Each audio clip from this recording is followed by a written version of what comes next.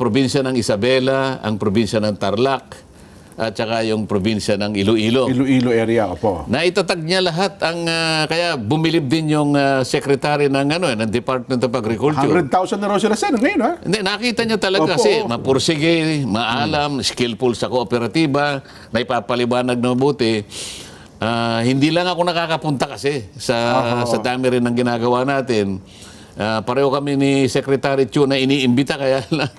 Minsan nagtuturuan na lang kami. Sabi ko, Sek, ikaw muna. Nako, nandito ako sa ganito eh. Ikaw muna, sabi niya. Hindi kami magsabay. Tapos yun namang isa, ang kanyang ginagawa, tinulungan din ng Department of Agriculture. Magaling naman siya sa pag-i-stabilize ng lupa, ng sakahan. Yun naman ang kanyang expertise po. Yun ang expertise kasi ganito yan. Ang lupang sakahan natin, pangkaraniwan, lalo na sa alam mo, may 1 hektarya ka. Opo. Kailangan aralin natin to, Nelson eh. Opo. Ang 1 hektarya, para ikaw ay makapag-produce ka ng palay, karaniwan. Diba, gusto mo, mag-average ka ng 100 kabans per hektar. Opo.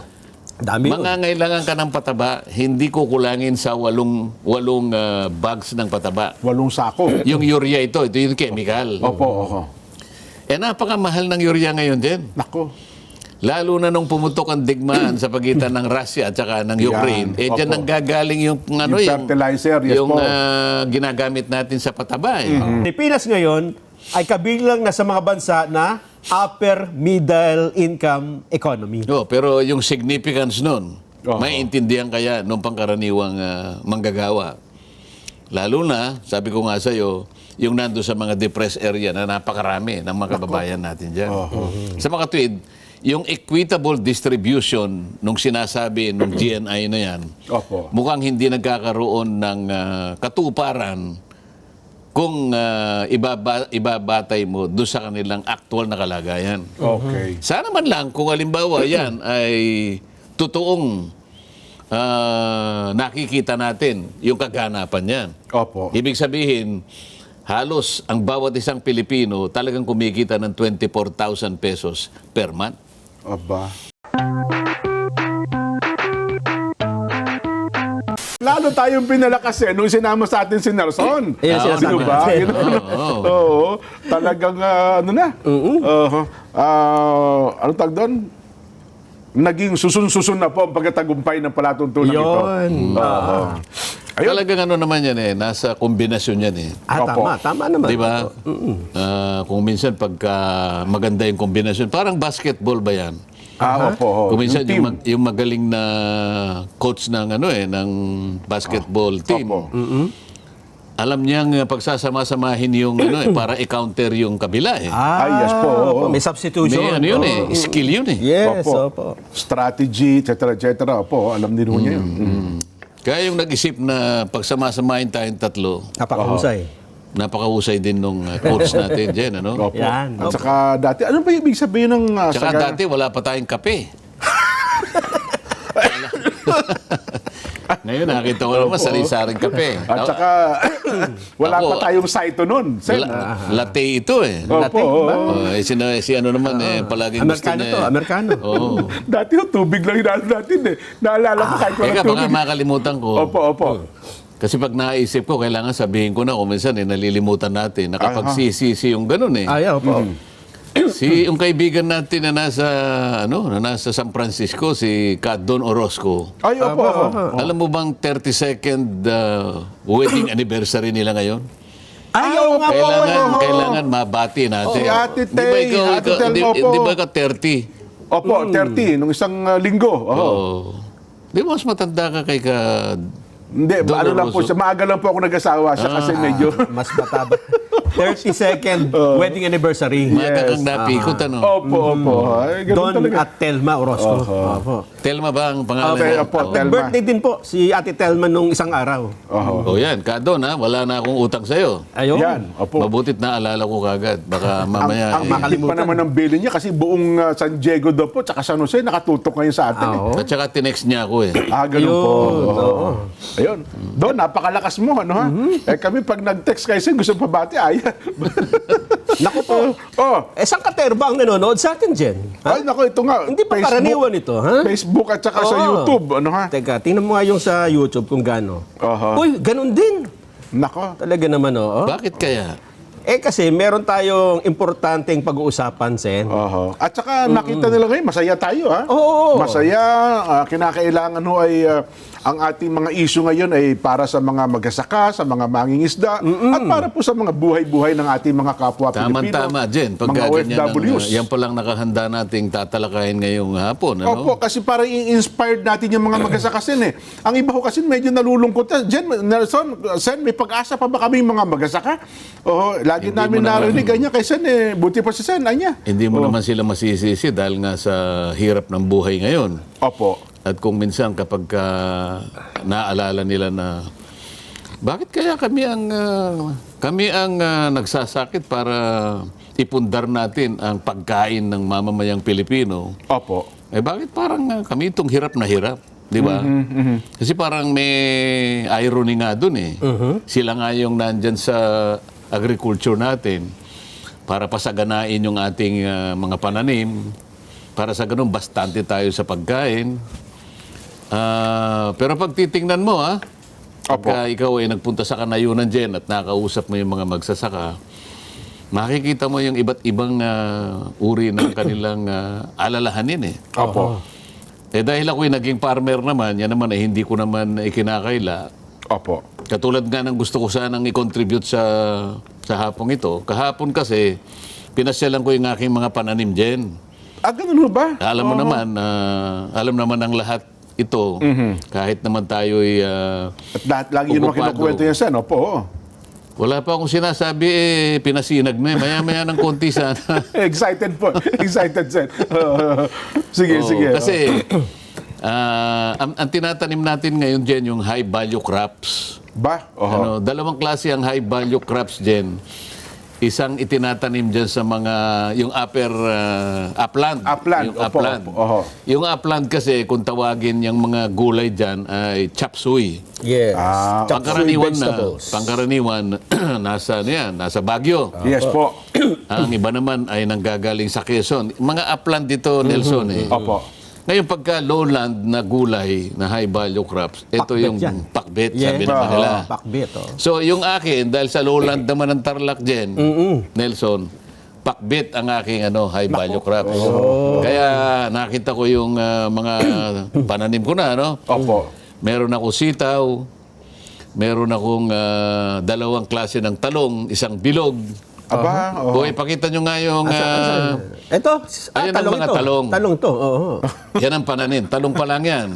Pwede ba direct pasinag mo yung bunga? Yung bunga lang muna ng talong. Para makakita natin yung habat Akala ko bilog. anong talong. Iba, Ayan, yan ang bilog. nakatuwad pala yung mama. Bilog. Ayan, tingnan mo muna. Talong ba yan? Yung green at talong. Ayan. Isang bilog, tsaka yung pahaba. Pahaba, Yung, opo. kulay violet. Yung pahaba, Yung karaniwan pangkaraniwan. nakikita Yes po, natin. oo. Pero yung bilog, para sa akin, mas masarap yun eh. Yun ang pangpakbet talaga, Sen. Oo, Sa yan naman norte. ayan ang mga sitaw. Sitaw. Ang Makikita ganda, no? ninyo na konti pa lang ang tumpok. Opo. Kasi nag-uumpisa pa lang na na nagbubunga yan. Opo. Alam mo, mapapakinabangan lahat yan pagdating ng yan, kalabasa. Kalabasa. No, nakita mo naman yan. Manamis-namis yan, oo. Unti-unti nakikita mo kasi yan ang mga pangunahing bunga. Opo.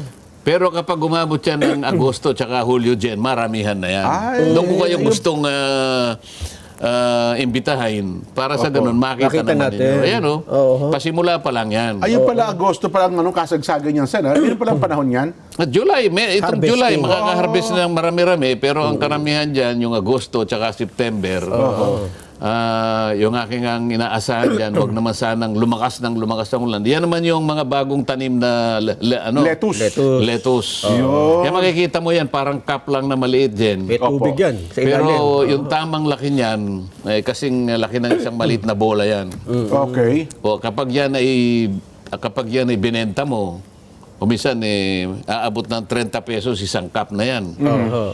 So kung meron kang 1,000 ibebenta, Ba? Oho. so may 30 mil ka dyan. Oho. Di ba? Isang harvestan ho yun, ano? Oo. Yan naman yung sa tatamnan na yan. Inire-ready pa Nasa lang net, to. nakikita mo yung net, di ba? Opo. Net lang yan. Yung isa kanina, yung may lettuce, greenhouse yun. May konting palamig opo, yun. Opo, ho. Controlled environment yun. Oo, yan, kontrolado din. So nakikita mo, ganun. nilalatag na yung ano. Alam mo, kaya gusto kong ipakita yan Ano yung mga pinatanim dito, Sen? sa barangay namin. Mga gulay din. Gulay din ito, oo. Diyan mo makikita yung grafted na ano. Makikita mo yung, lalo na sa lugar na may matubig, ano. Opo.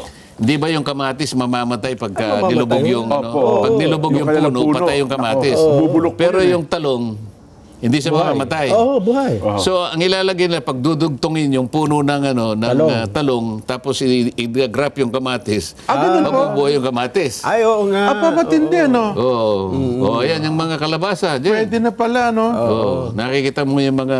Naku, yung bulaklak niya, no? At saka yung talbos, yun ang paborito ko, eh. Oo. Oho. Yung bulaklak niyan, Jen, Opo. minsan makikita mo, di ba, pinipitas yung bulaklak. Opo.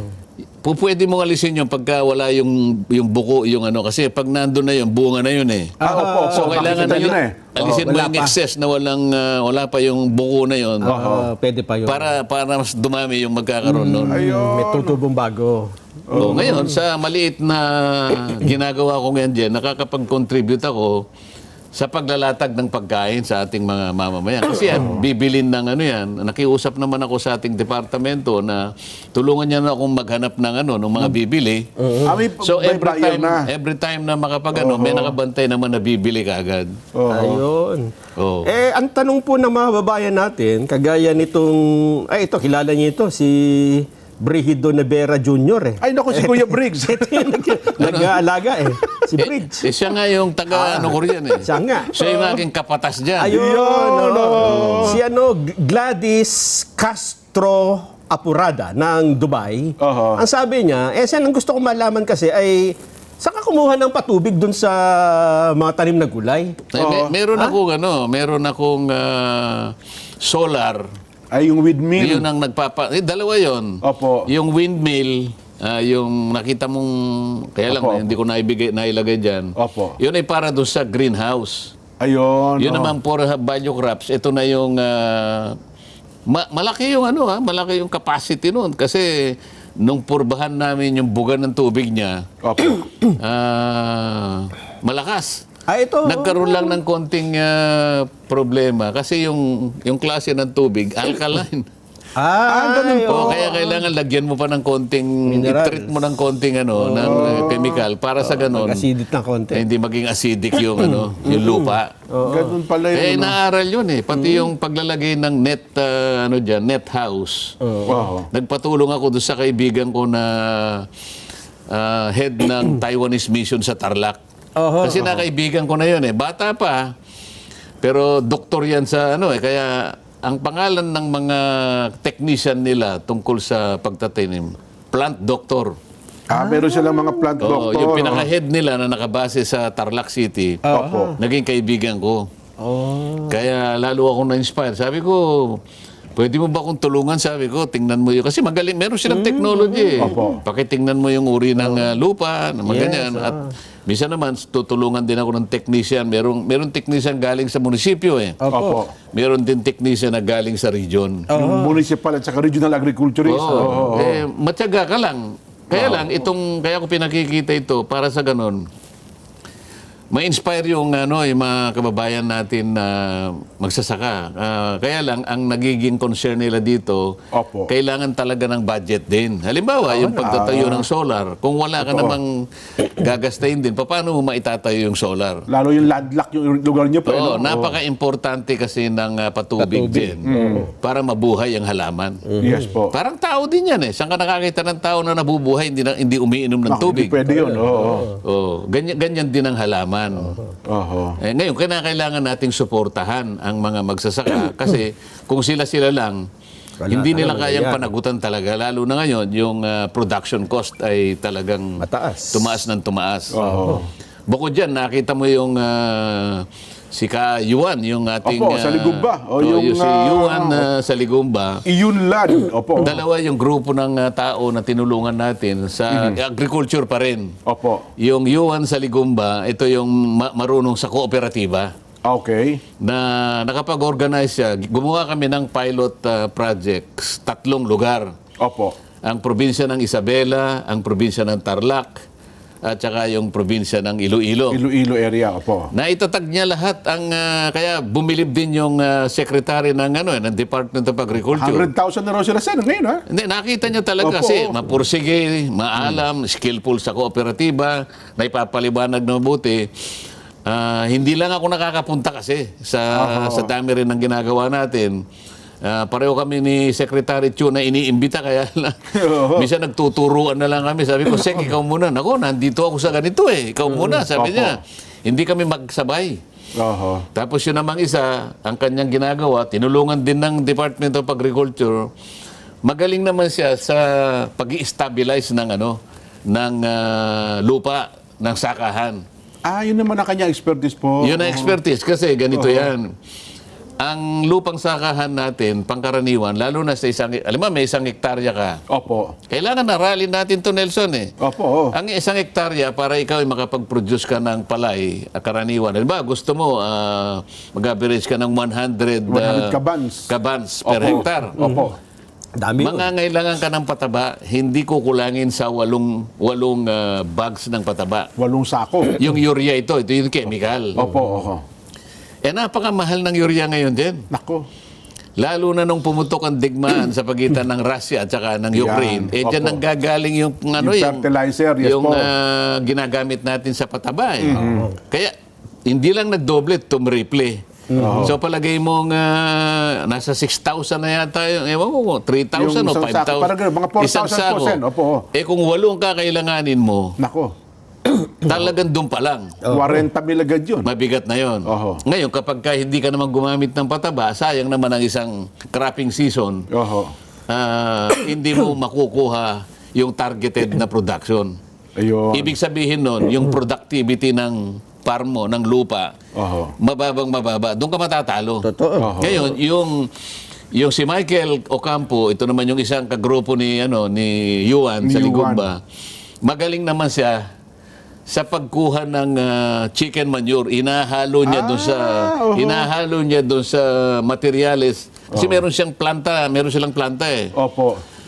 Ang gagamitin na lang kapag sinama mo yung kanyang chicken manure tsaka yung chemical na So organic fertilizer, organic tsaka fertilizer. opo. Ang gagamitin na lang ng farmer, imbes na 8, isa na lang. Ba, hindi, laking tipid ho yun. Kaya nakakatipid siya ngayon. Pagkatapos, pag nakita mo yung production sa farm, doble. Wow. So, dito siya kikita ngayon. Oho. Kasi yun ang laban lang ng ang laban ng farmer nandun sa ikabababa ng production cost Yes. at pagdoble ng yield. Opo. So, yung productivity ngayon, tataas. Ngayon, kapag itong dalawang factors na to ay hindi nagsama, matatalo yung farmer. Talo. Pag talo yung farmer, nadi-discourage siya. Yes. Oho. So ngayon, sinasabi natin, wala nang gustong sumunod sa mga yapak, sa mga bakas ng kanilang mga magulang ng mga magsasaka. Oho. Ako lang sense, personal akong naka-experience niyan na yung 1 hektarya, masaya na ako sa 30 kabans eh. Ay, mababa ang Kaya production cost mo. napababa. Kaya natalo. Pero Talo ka. yun lang kasi ang kayang i-produce. Yun nga. Oo. Kung ang anak mo naman ay 5 o kaya 6, Talo po sa... hindi ka makakapagpaaral ng anak. Totoo. O paano yung kanilang paggagamot pa? Diyan sila natatalo. Oho. Ngayon, kaya siya nadi-discourage, pangkaraniwan kasi sa kaisipan ng maraming tao, maski na hindi Pilipino, maski sa ibang bansa din, Opo. kinarakterize nila yung farming sa pag-magitan ng 2 letrang D. Yan. Letter D. 3 Ds. 3D. Okay. Oo, Opo. sabi niya, ang farming ay difficult, Mahirap. Mahirap. Oh. dirty, Madumi. Oho. dangerous. Mapanganib. Bakit? Oho. Aba, Dami chemical minsan kinikidlat ka rin dyan. Nakita mo. Mabuti nga ako ng bata ako, sa dami ng kidlat na dinaanan ko, hindi pa ako. Kasi lalong-lalo na kung umuulan, Opo. nakasakay ka sa Yes. Sa kalabaw. kalabaw mo. Oho. Abay, pagka nagsagit-sitan yung Kulugat-kidlat hindi ka na naman basta-basta makakababa Ihila mo yung isa, nakasakay ka rito, meron ka pang pangkuna yung pagkain nila. Hindi ka basta makakababa So kung minsan, ang gagawin mo na lang, dadalangin ka na lang dyan. Di ba? Huwag Totoo yan, tumama. Sen. Isipin mo yung dami ng kidlat na dinaanan ko. Oh, yun nga. At saka yung paglusong sa tubig, Sen, mapanganib. Dahil yung isa kong farmer, dati, namatay na kuryente. At dahil Dito ba nakidlat? Hindi, yung linya ng kuryente. Dumaloy sa kuryente sa tubig. Oh, kaya delikado. Hindi, Totoo minsan yun, ka, danger. yung ahas, may meron ahas ding ka ahas Ayun, yan. opo. Pag ikaw natuklaw ka ng ulupong, Naku po. Disgrasya. marami talaga yan. Hindi lang ahas, minsan insekto. Isa pa po yan. Oo. At ang naranasan ko pa dyan, Sen, yung... Kasi wala kang patubig, hihintay ka ng ulan. Oo. Alam mo, naghintay kami, 4 na araw, ayaw umulan, no? Sabi ko, hindi tayo sabi ng mga farmer, hindi po tayo makapagtanim. Walang Bakit ulan. po? Wala akong tuyo eh. Oho. Eh de, So sahod ulan lang pala kayo, masal kayo sa ulan, yung lugar yes, mo. Oo. nanalangin ako, gabi. Kinabukasan, baha naman. Sabi ko, sana sinabi ko pala kung gaano karami. Sumablay ka tsaka. Sumadami. Oo. Humingi ka ng maraming ulan yata Nakopya mo lang yun. Naikwento ko kasi sa iyo nung bata ako. Nangyari sa amin yan, Jen. Ganun po. Nangyari yan. Oo. Preparado na yung Preparado Yung na yung sakahan. Opo. Konting ulan na lang yun. Kasi tinitingnan mo rin, ang farmer kasi wala naman siyang, basta nakita niya lang ang langit na Ay, gano'n. opo. Tatanaw-tanaw lang. Ito na, kanya, uulan bukas ito sigurado. Ipiprepare niya ngayon yan. Pati yung mga punla, alam mo yung punla, bubunutin mo yon. Opo. Pagkatapos isa-isa mong ilalagay doon sa malapit doon, Tatali yan, isang bigkis ulan Opo. na lang. Oo. Tansyahan lang, pero dahil nga yung experience ng tatay ko na siguro sa tagal ng pagiging farmer niya, pagka tiningalayan, kasama yung lolo ko na, ulan bukas. Kabisado na nila yan. Pag sinabi nilang apakta, may mga termino sila Kapampangan, pero alam ko, parang may relasyon sa ulan Opo. o sa pagpatak ng ulan. So malinaw sa kanilang consciousness, yung araw ng kinabukasan talaga, papatak ang ulan. Yung timing. Opo. So, pinrepair. Pati yung magtatanim, pati yung kakainin nila, ganito, Yes, ganyan, opo, ano. yan po. Sa mga tweet, yung konting naipon ng nanay ko, talagang nakasakto na para bukas. Naitaya mo na, ika nga. Ngayon, umaasa sila na talagang... Papatak ang ulan. Hindi mo na ikwento ko sa iyo, kaya mo lang yata... Hindi pa tayo kinokopya mo lang Nangyari ho talaga sa akin. Ngayon, Tapos, isipin mo, biglang sumikat ang... Araw. Oo. Ade, wala. Ang tatay ko ngayon parang nalungkot na, no? Kasi once na Naka-invest na kayo eh. yung punla na bunot mo na Hindi mo naman mayaan uli yun. Kapag hindi natuloy yun, matutuyo yun. Totoo. Ano pa itatanim Saka namin? yung mga manggagawa, nabayaran na po yun. Advance magbayad. Pagkatapos nung mag-aalauna, alas 2 yata, ang nanay ko pumasok sa silid niya. Kinuwento niya sa akin yun Opo. Nanalangin. Ba? Nanalangin talaga. Akala mo after mga 35 o 40 minutes, biglang kumulog. Okay. Nung kumulog na ganyan, sagit-sita na ngayon, biglang tumilim. Eto na, bumuhos ang ulan. Naitanim ang dapat itanim din. Totoong nangyari ito sa buhay namin. Ganon ang isang farmer. Nakikipagsapalaran, alatsamba kung minsan, pero walang irigasyon sa lugar namin Opo. Kaya yung pinakikita kong pananim na yan, ako nang nag-usang gumawa ng Nasolusyonan niyo yung patubig Opo. Mabuti naman, napakababaw lang ng tubig, kaya lang alkaline, kaya lalagyan mo rin ng medyo magandang panggamot para sa ganun maging adaptable sa mga gulay. Maging balance. Oo. Ayun. Ganyan ang Pakahirap karanasan maging ko. farmer. Mahirap talaga. Dirty. Nakita mo naman yun. Yung kalabaw lang, sinasabi ko sa iyo. Pagkagising mo sa umaga, lalo na doon sa lugar namin, Opo. halimbawa, umulan ng malakas ng gabi, magpuputik yung kalabaw. Yung kalabaw pa naman, ang gustong-gusto niya, pag nagputik-putik, talaga? Ay, naku. maliligo pa siya sa putik. Parang nananadya talaga. Alam niya na sasakyan ko siya kinabukasan. Kaya magdudumi. Paano ka sasakay doon? So, hanap ka na naman ng paraan kung paano mo siya paliliguan. Nako. Gagamit ka ng timba, ng lahat ng Kaya kapag nalinis mo na yung kalabaw, Opo. amoy kalabaw ka na rin gagamit ka ngayon ng sako. Yan. Para sa ganun, meron kang pangsapin. Opo. Kita mo naman yun. Baka kala kasi ng mga kababayan natin, nagpapanggap akong na farmer. Hindi po. Diyan po ako lumaki.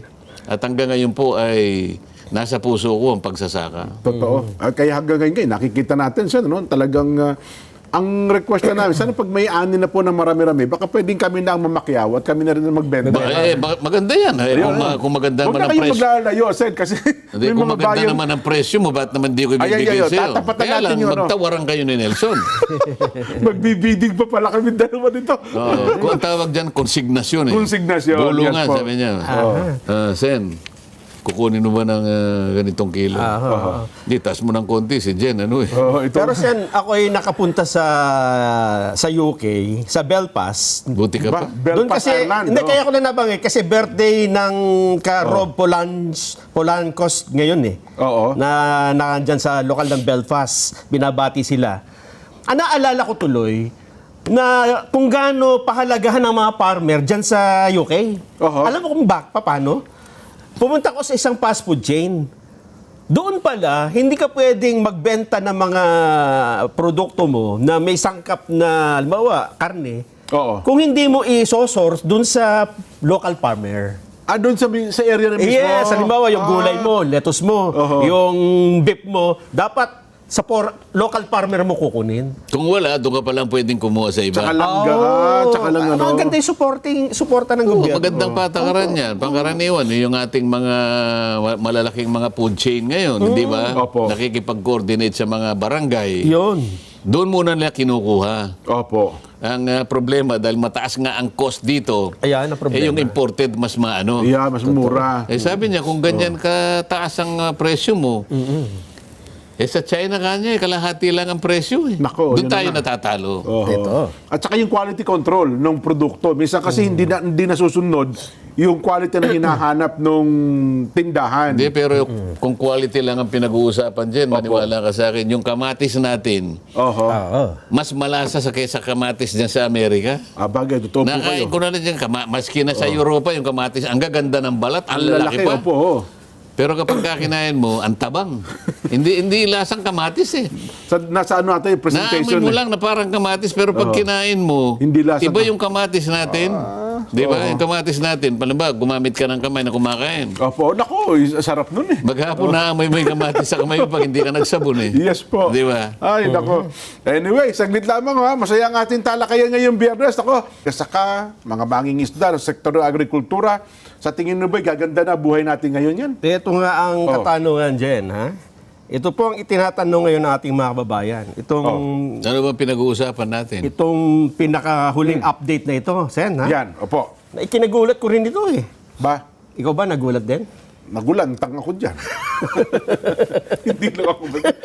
Gulantang ako eh. Eto, Sen, ito ang itinatanong kasi sa inyo. Kanina pa umaga. Yes. Actually, kahapon pa yata eh, no? Tinatanong sa akin, wala naman na kayo nga ang narito sa umaga, ba't sa akin itatanong? Kaya nga ipanapasa lang namin sa inyo. Hindi nyo nasagot. Hindi namin masagot eh. Sabi ko, Number eh. Sabi ko, si personal yan eh. Personal ni Sen yan eh. Wala siya makakasagot dyan. Ano ba yan? Ito po, paano ko ba sisimulan ito? Kasi Kanino ba galing yung report? sa isang mapagkakatiwala ang source, Sen. Anong pangalan? Magugulat kayo dito. Galing po ito sa World Bank. Ang laki pala ng tiwala mo sa World Bank. World Bank. Ano ba sa Tagalog ang World Bank, Jen? Pangmundong bangko. Pandaigdig. Diba? Pandaigdigang bangko. Diyan ako nagdedeposito eh. Ganun ba? Ako dyan ako nakapangutang eh. Gagawin ko irigasyon sa lugar namin eh. Pangmundong pinaglalagyan ng salapi. Yan, pangmundong World Bank. Kasi nireport po na sabi daw ng World Bank, ang Pilipinas ay na-achieve na natin ang gross national income per capita na $4,850 noong 2025. $4,000. $850. Aanihin natin, isa-isahin natin para madali maintindihan. Una, Sen, ano ba yung gross national income, GNI? Kung pagbabatayan natin ang ating populasyon, di ba? Kasi gross national income Per capita. per capita. Kasi walang iniwan yan sa GDP rin yan, yung gross Opo, domestic product. Okay. Kaya national income, maalisin mo na yung services kasi dyan. No? Yung services, yung ng import, halimbawa, ganyan. Opo. So, kung napagtibay nila base sa per capita income, ito nga yung GNI, kanila, Gross National Income, kung na-compute nila, 4,000 ilan? $850. Oho. Almost 5,000. In 2025. $4,850 bawat isang Pilipino. Per capita. Yes. Yun ang kanilang income. Yes. Opo. So, dollar yan, magkano sa piso? Peso. I-multiply mo ng 60. Paki-multiply mo ng 60. 61. 61. Oh. Di, para madali lang po. 4,850 times 60. multiplied by 61. Oo, 61. Siguro 61.5 kasi tumaas na naman sa dyaryo 6180 eh. Oho. So para makasiguro tayo 61.5. Aha. 4,850 times 61.5. Oh. Di 298,275 sa Oo. Philippine peso. Oh, divided by ilang yan sa annual yan eh. Opo. Oho. Oh, divided by 12 para makita mo. Divided by 12. Oh. Oho. Equals 24,856.25. Oh, ibig sabihin yan ang isang mamamayan, Oho. ang katumbas ng kanyang kinikita sa ilalim ng ating pambansang kabuhayan, 20,000 ang bawat isa. 24,000 po. O At sabi mo, 24,000. Ngayon, po, at least. Opo. tatanungin natin ang mga kaibigan natin. Halimbawa, Kababayan kasi natin, per capita ito, ibig sabihin, bawat isang isa. Pilipino. Yun ang minimum dapat, ano? Oo, halimbawa, ikaw, yung kumikita ka ng 24,000, ang asawa mo 24,000, yung anak mo 24,000. Ganun ba? Dapat ganun kung susundin natin. Kung susundin mo yan, ngayon, Susundin, pumunta tayo opo. sa Kanayunan. Opo. Halimbawa, sa Barangay Apulid. Oo, yung mga nagtatanim doon. Palikitan-lak. Tanungin mo yung aking kapatas, si Briggs. Si Briggs na Baera. Oo. 25,000 ba ang kita mo, Briggs? Oo, palagay ko dahil kapatas siya eh. Oo. O paano yung dalawang assistant niya? Kailangan 24 din ang minimum, di ba? So in other words, parang standard yon Yes po. na sa aking palagay ay hindi naman naabot pa sa ngayon. Oo, nun sa mabababang Pagkatapos, level. ito pa yung isang consideration doon. Halimbawa, 20 pesos, 24 pesos dyan, ano? Opo. Pero ito last year pa ang sinasabi mo.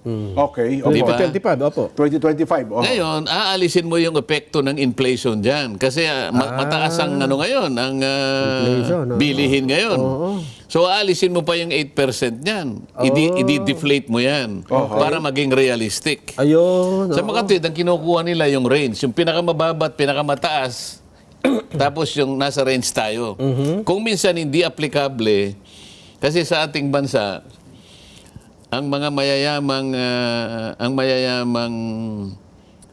Pilipino, halimbawa yung 10 pamilyang mayayaman, Mga 2% lang sila. o yung nando sa Forbes, list ng Forbes, Yes po. Yung mga kapitbahay ko doon. 95% ng kabuhayan ng bansa Nasa kanila. ay sila lang ang nagre-represent. Oo. Yung 90% naman, 5% na lang ang paghahatian. Ayun. So, nandun yung disparity. Ngayon, kung sinasabi mo na para lang makita natin, ipaghalimbawa natin. Opo. Alam mo yung pagkain na gustong-gusto ko nung bata ako na kapag pumupunta sa Maynila ang tatay ko, ang palagi kong binibilin sa kanya, bumili siya ng ampaw. Yung rice. Opo. Rice crackers. rice cake. Gusto ko yun eh. Opo. Medyo oblong yun. Bilog. Okay. Oo. Pero walang laman sa... Magaan. Puro hangin magaan po lang yun siya. Puro ano yan. Opo. Ibig sabihin, maganda sa labas. Oho. Pero wala siyang laman sa loob. Opo. Yun ang ampaw. Gustong-gusto kong kinakain yun.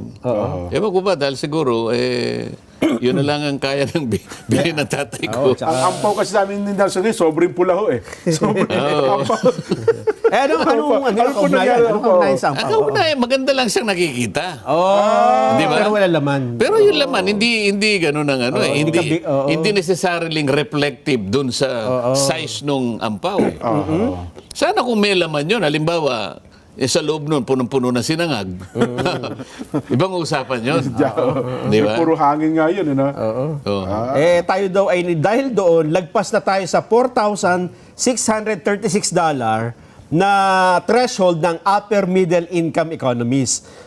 Kaya ang Pilipinas ngayon ay kabilang na sa mga bansa na upper middle income economy. Pero yung significance nun, maiintindihan kaya nung pangkaraniwang manggagawa.